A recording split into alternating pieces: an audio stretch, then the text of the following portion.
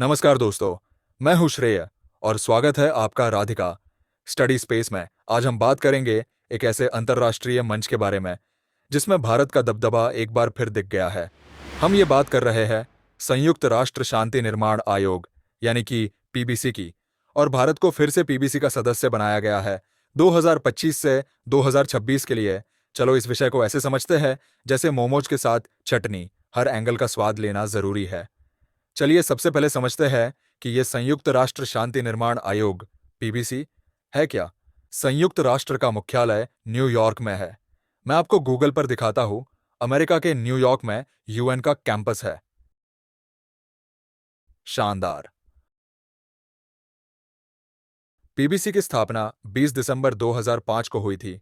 यह एक अंतर सरकारी सलाहकार निकाय है जो दुनिया के उन राष्ट्र देशों को समर्थन देता है जो वॉर जोन या संघर्ष क्षेत्रों में है या जो अपने वॉर के बाद रिकवरी स्टेज में है। संयुक्त राष्ट्र के दो बिग बॉडीज, महासभा और सुरक्षा परिषद ने मिलकर इसका गठन किया। पीबीसी की भूमिका बहुत महत्वपूर्ण है क्योंकि यह दुनिया में शांति बनाए रखने के लिए एक वैश्विक मंच प्रदान करता है। एक तरह से यह एक बिचौलिया है जो संयुक्त राष्ट्र महासभा और सुरक्षा परिषद के बीच एडवाइजरी लिंक बनाता है। समझो, पीबीसी एक ऐसी अंतर्राष्ट्रीय समिति है जो दुनिया के संघर्ष प्रभावित क्षेत्रों में शांति स्थापित कर रही है, यानी शांति की बुनियाद रखने का काम करती है। सरल भाषा में यह एक प्रॉब्लम सॉल्वर ग्रुप है जो अपनी बेहतरीन एडवाइजरी शक्तियों से पूरी दुनिया में शांति लेने का प्रयास करता है। इसका एक खास फीचर है इसका सदस्यता संरचना। पीबीसी में 31 सदस्य देश हैं जो संयुक्त राष्ट्र के अलग अलग मंच, महासभा, सुरक्षा परिषद और आर्थिक और सामाजिक परिषद से चुने गए हैं।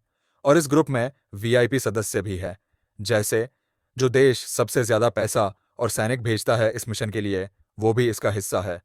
मतलब ये एक पावर पैक्ड ग्रुप है जिसमें अखंड शांति रणनीति बनाई जाती है। अब बात करते हैं पीबीसी के काम की।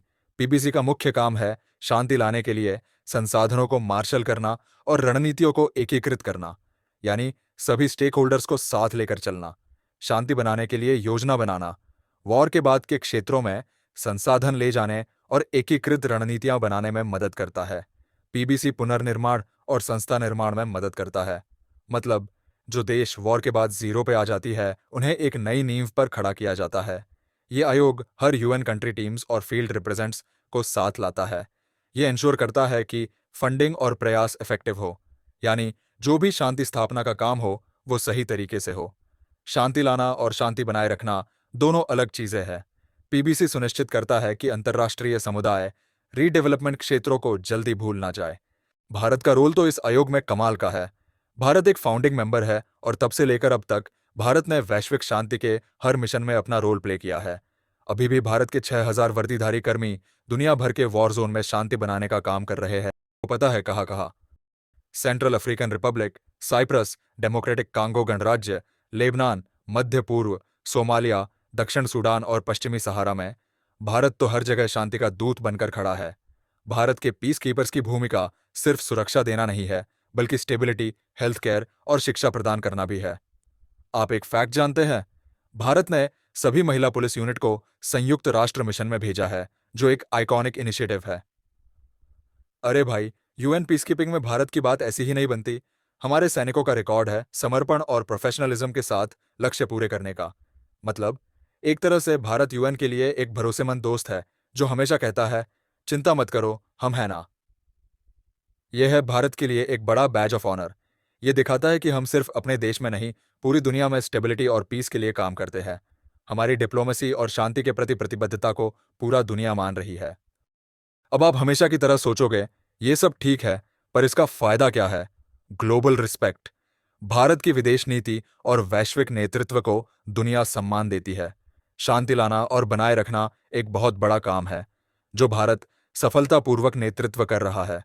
हमें इस बात पर गर्व होना चाहिए कि भारत दुनिया के शांति एजेंडे में एक प्रमुख खिलाड़ी है। तो ये था एक डिटेल्ड ब्रेकडाउन भारत के री इलेक्शन का संयुक्त राष्ट्र शांति निर्माण आयोग में। अब अगर परीक्षा में यह सवाल आया कि पीबीसी का रोल क्या है या भारत के योगदान पर चर्चा करो, तो एकदम स्मार्ट बनकर जवाब देना है। एंड नाउ, जाने से पहले मैं आपके लिए एक एमसीक्यू छोड़ के जा रहा हूं। किस दिन को नेशनल यूनिटी डे के रूप में मनाया जाता है? आपके ऑप्शंस हैं 29 अक्टूबर, 30 अक्टूबर, 31 अक्टूबर, 27 अक्टूबर। आप इसका जवाब कमेंट बॉक्स में दे सकते हैं और जिसका उत्तर सही होगा उनके कमेंट्स को मैं अगले वीडियो पर हाईलाइट कर दूंगा। पिछले वीडियो में हमने सवाल पूछा था, किस शहर ने दीपोत्सव 2024 के दौरान 2.5 मिलियन से अधिक दिए जलाकर गिनीज वर्ल्ड रिकॉर्ड बनाया? इसका सही जवाब है अयोध्या। ये है पिछले वीडियो में उनके कमेंट जिनका जवाब सही था। अयोध्या के 2024 दीपोत्सव में इतिहास रचते हुए 2 गिनीज वर्ल्ड रिकॉर्ड बने। सरयू नदी के किनारे 25 लाख से अधिक दिए जलाकर तेल के दियों का सबसे बड़ा प्रदर्शन हुआ। एक साथ सबसे ज्यादा लोगों द्वारा दिए जलाने का। इसी के साथ हम इजाजत चाहेंगे। कीप लर्निंग, कीप ग्रोइंग और हमेशा क्यूरियस रहो। Thank you all. जय हिंद।